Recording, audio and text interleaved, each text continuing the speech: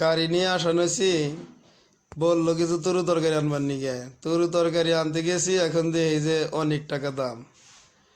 না বাইরে দুই একজনের কাছে জিজ্ঞাসা করে দেখলাম যে আসলে কি এরকম দাম নাকি। হয়তো বলবেন যে আপনি জানেন না, অনেকদিন পরে বাজারে গেছি তাই এরকম হয়েছে। তো আসলে গাড়ি চালাই, যদিও রাস্তাঘাটে থাকি, মানে এগুলো বাজারঘাট বেশি করি না। তো তো আজকে আপনারা জানতে পারবেন আমার ইনকাম কীরকম হয়। আমার ইনকাম করতে যতটুক কষ্ট না হয়, বাজার করতে তার সাথে বেশি কষ্ট হয়। মানে ইনকামের দিক দিয়ে তো অভ্যাস হয়ে গেছে, অভ্যস্ত। মানে কাজ কাম করি, এদিক সেদিক যাই, মানে যে ইনকামটা করি, যে টাকাটা পাই, তাতে ভালোই লাগে। কিন্তু বাজারে গিয়ে যদি ওই তরু তরকারির দাম দেখে মানে মাথা ঘুরে যায় এরকম লাগে। হয়তো কইবেন যে কৃষকের তো বাঁচা রাখবো, ঠিক আছে কথা, কৃষকের বাঁচা রাখবো, কিন্তু আমরা যারা মধ্যবিত্ত আছি তাদের কিন্তু চলাচল মানে ফ্যামিলি চালান কষ্ট হয়ে যায়। তো আপনাদের সাথে হয়তো কীরকম হয় জানি না।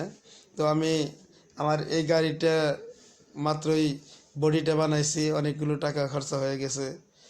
তো এখন তো একটু সমস্যার মধ্যেই, মানে টাকা যেহেতু সবসময় কাছে থাকে না। হয়তো কইবেন যে এই টাকা বডি বানাইতে এমন কত টিয়া লাগলো যে ওই বাজার করায় কষ্ট হয়েছে।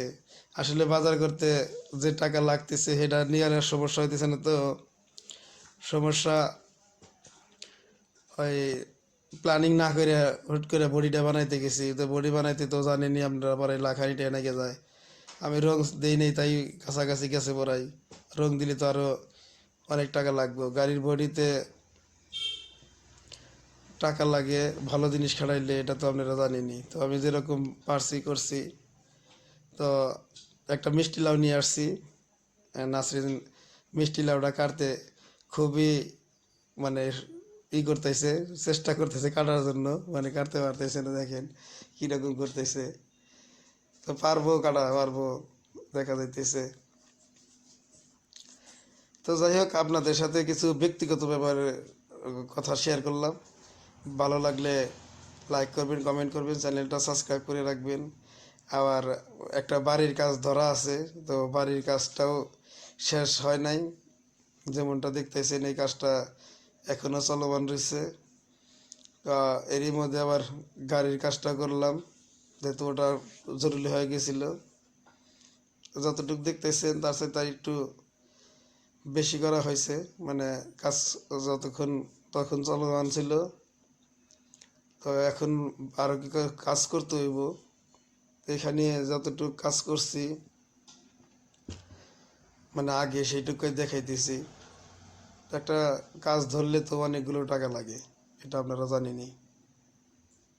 তো আমার সাধ্য অনুযায়ী আমি চেষ্টা করতেছি, আমার জন্য দোয়া করবেন। যদিও মানে দোয়া করবেন না এটা জানি, আবার হয়তো ভালো লোক হইলে আমি মনে করি যে যদি আপনারা আমাকে ভালোবাসে থাকেন তাহলে অবশ্যই দোয়া করবেন। ভালো থাকবেন।